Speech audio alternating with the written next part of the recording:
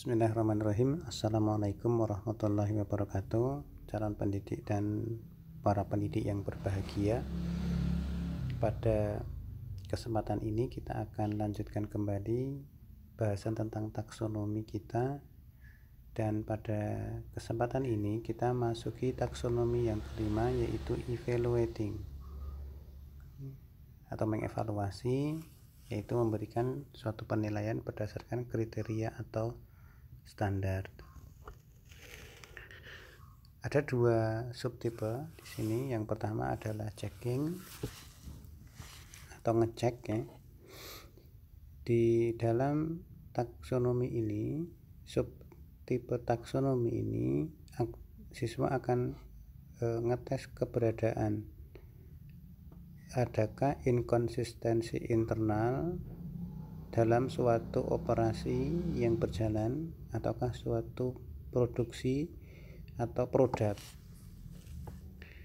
Siswa melakukan tes, misalnya apakah suatu simpulan itu sesuai dengan premis ataukah tidak, atau apakah data itu mendukung hipotesis ataukah tidak. Misalnya juga ada suatu materi yang disajikan itu apakah mengandung ataukah tidak mengandung satu bagian yang saling kontradiksi. Itu yang disebut checking. Contohnya adalah siswa menentukan simpulan yang ditarik oleh seorang ilmuwan itu sesuai dengan data yang diperoleh dari hasil pengamatan ataukah tidak.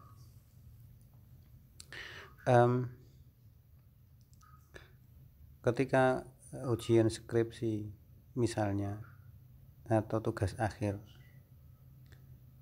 apapun jenjangnya, kita bisa cek apakah simpulan itu menjawab rumusan masalah ataukah tidak, apakah saran-saran yang diberikan itu menjawab manfaat dari penelitian ataukah tidak. Nah, itu contoh dari checking ya. Baik, kemudian yang kedua adalah mengkritisi, ya, memberikan satu penilaian pada suatu produk atau operasi menggunakan satu kriteria eksternal. Bisa dalam bentuk memberikan satu menyampaikan satu kelebihan atau kekurangan dari suatu operasi atau produk. Contohnya ketika ada satu solusi untuk permasalahan polusi, maka siswa memberikan satu kelebihannya apa atau kekurangannya apa, ditinjau dari keefektifan dan biaya yang diperlukan. Itu yang disebut dengan mengkritisi ya, critical thinking ya. Contoh lagi, siswa menilai kualitas suatu produk atau proses berdasarkan kriteria yang telah ditetapkan atau ditetapkan siswa sendiri. Jadi kriterianya bisa dari dua arah, ditetapkan orang lain atau ditetapkan sendiri.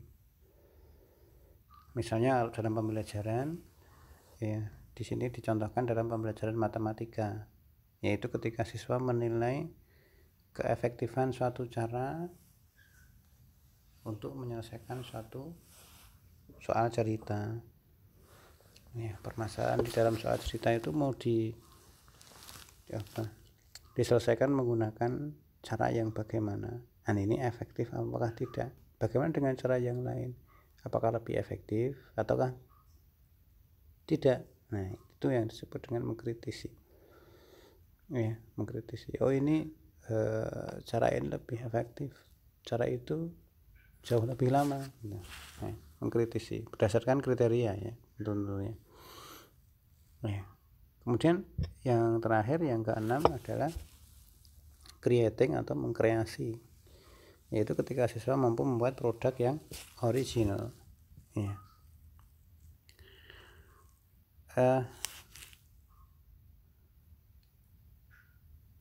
Berbeda dengan kategori yang lain, creating ini mengharuskan siswa mengumpulkan seluruh unsur-unsur informasi dari berbagai sumber dan menyusunnya secara bersama-sama menjadi struktur baru atau suatu produk baru, yaitu sesuatu yang dapat diamati dan lebih dari sekedar bahan awal yang dimiliki siswa. Ya, ada satu pengumpulan dari berbagai sumber, ya, bukan satu informasi yang kemudian dipahami saja, tapi dia disatukan sehingga dia menjadi satu produk yang baru. Ya, create ini terdiri dari 3 bagian. Ya.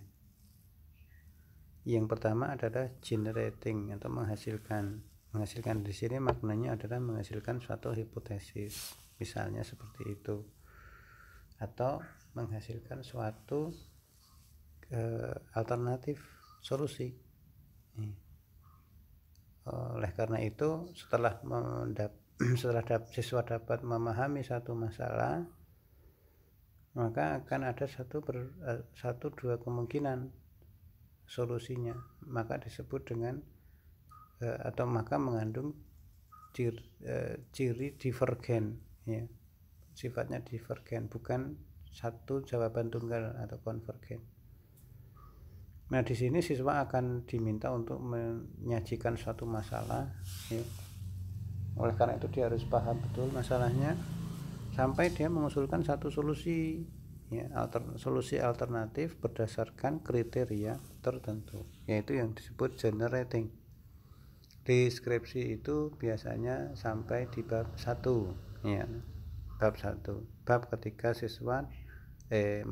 mahasiswa mengenali satu permasalahan kemudian memberikan satu alternatif solusi.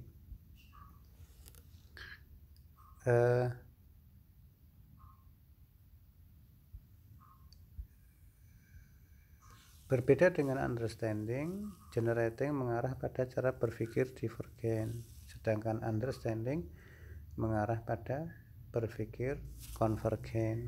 Ya. Misalnya menafsirkan, ya, interpreting, itu maknanya itu ketika misalnya ada satu teks kemudian dimaknai, maka maknanya harus sama dengan teks yang dimaknai. Mengklasifikasikan sesuatu, nah itu juga jawabannya tunggal. Inferring, ya, seperti bilangan kemarin itu 1, 2, 3, 5, 8 dan seterusnya. Nah itu jawabannya tunggal, konvergen. Beda dengan generating, ada satu masalah terus solusinya apa, ya, maka bisa beragam, ya. Itu yang pertama, ya. Jadi kalau di tugas akhir itu mungkin bab 1, ya. Bab 1 yang di sana muncul satu alternatif solusi. Kemudian bab 2, ya, bab 2 setelah mengkaji teori kemudian muncul satu hipotesis, ya, itu bab 1 dan bab 2, ya, untuk generating, sehingga sampai menghasilkan satu hipotesis atau jawaban sementara atas permasalahan. Nah, yang kedua adalah planning, ya.